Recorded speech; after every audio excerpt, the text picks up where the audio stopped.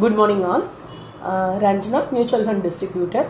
இன்றைக்கி நம்ம பார்க்க போகிற டாபிக் என்னென்னா FD versus mutual fund SWP.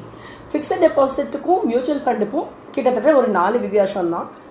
Fixed டெபாசிட்டில் பண்ணும்போது உங்களுக்கு லோ இன்கம், வேறஸ் மியூச்சுவல் ஃபண்ட்னா high income.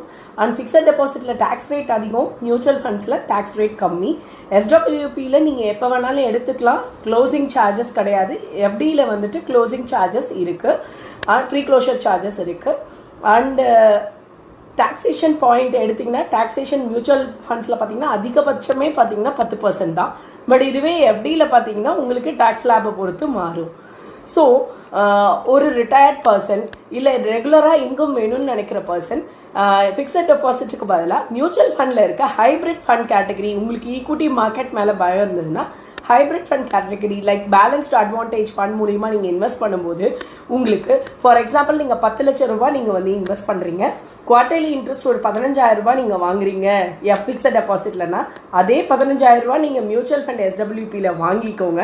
But at the same time நீங்கள் ரிடம்ஷன் பண்ணி எடுக்கும்போது எஃப்டியில் வந்துட்டு உங்களுக்கு அதே 10 லட்ச ரூபா தான் கிடைக்கும். மியூச்சுவல் ஃபண்டில் வந்துட்டு 12 லட்சத்துக்கு விட அதிகமாக கிடைக்கக்கூடிய வாய்ப்பு இருக்குது. ஸோ எஸ்டபிள்யூபி வந்து ரிட்டையர்ட் பர்சனுக்கு ரெகுலர் இன்கம்க்கு பெஸ்ட் சொல்யூஷன். கான்டாக்ட் பண்ணுங்கள். Sanjana MF wealth.